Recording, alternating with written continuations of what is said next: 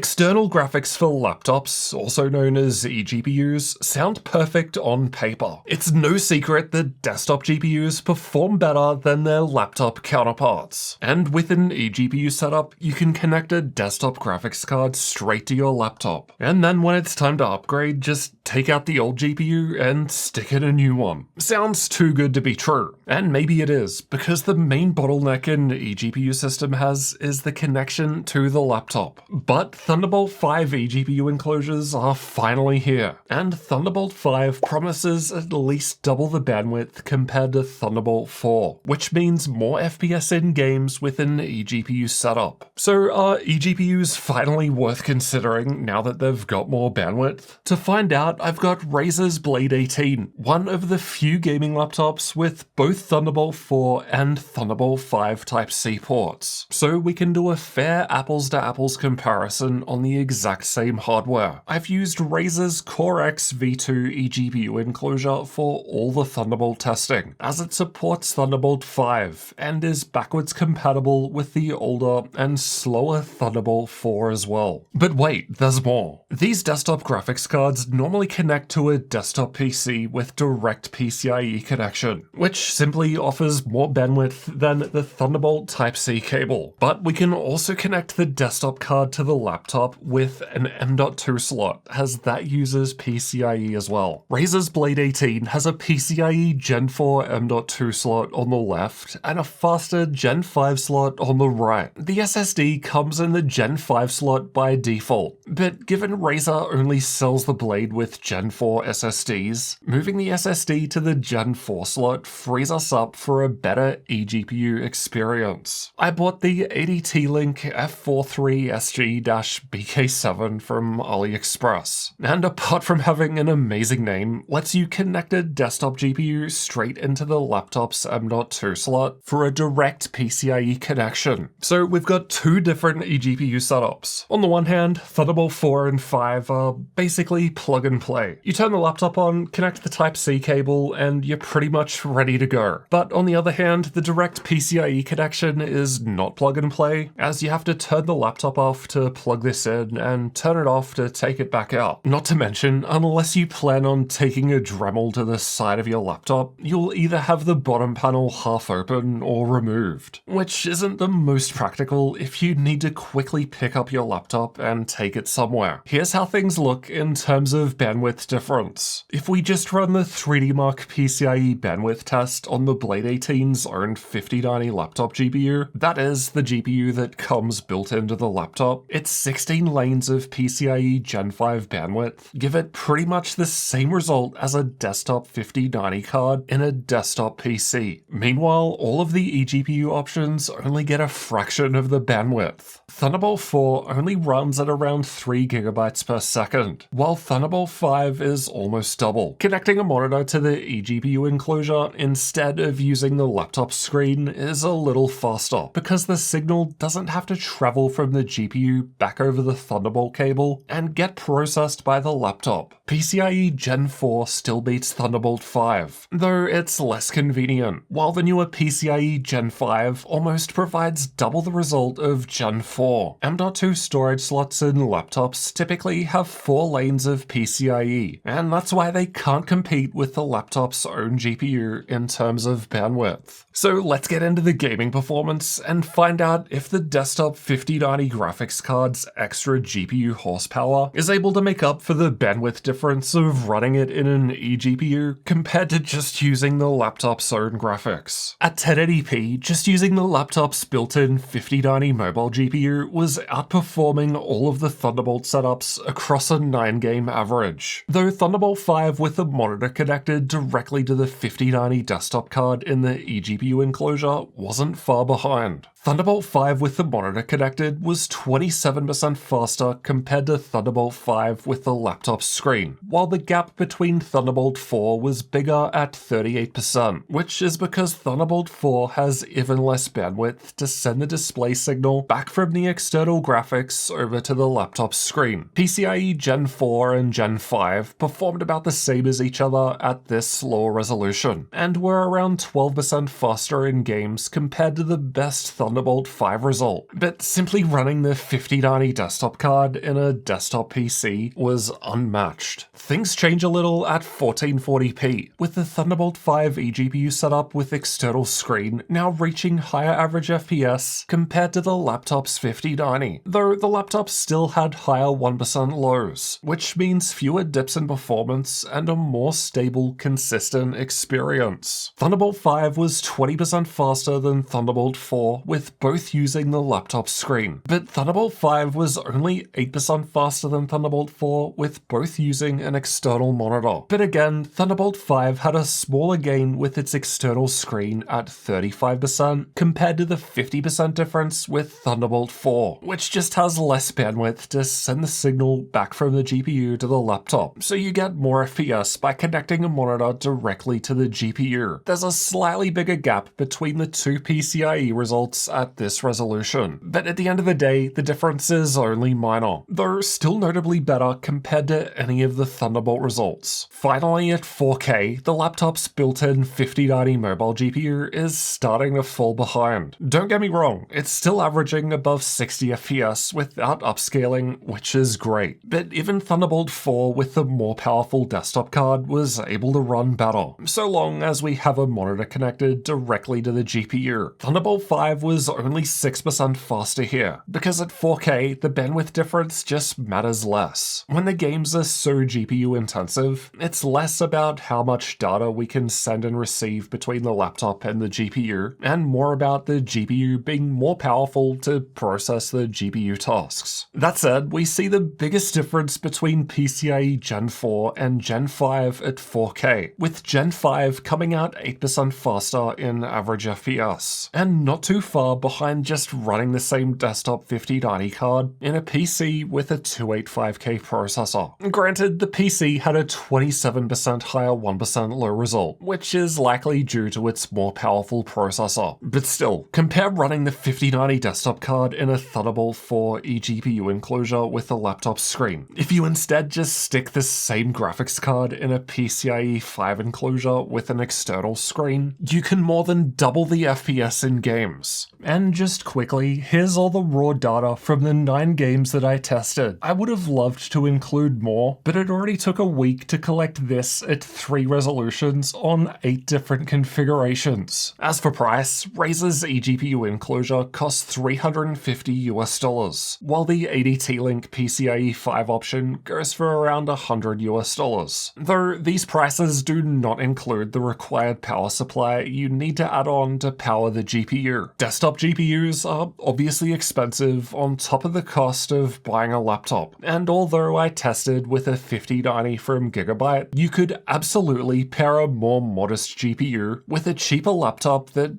doesn't even have its own built-in graphics, allowing you to game on something that couldn't otherwise. So Thunderbolt 5 is a nice improvement over Thunderbolt 4, but considering the costs of the enclosure and the graphics card on top of the cost of the laptop, it's still a niche use case, and that's even more so the case with the PCIe option, even though it is cheaper, as it's just more awkward to use because you've got to plug this into the M.2 slot, which requires leaving the bottom panel off or carving out a space on the side to run the cable. While eGPU setups are definitely cool, and the promise of easy GPU upgradability is nice, they're still not something I can easily recommend, unless you're made of money and willing to put up with a slightly more buggy experience. Because I definitely had a few more game crashes and weird random problems that I wouldn't otherwise experience just running the games on the laptop or on a desktop PC with the card installed. Not to mention, you could build a PC smaller than some of these eGPU units. So for most people, honestly, it makes way more sense to either have a desktop for gaming or a laptop for gaming. I think there are really few people where these sorts of setups actually make sense. Fortunately, we are finally starting to see some more upgradable laptop GPU options. Find out more about that in this one over here next, where I upgraded a laptop's AMD GPU to NVIDIA. I never thought I'd see the day.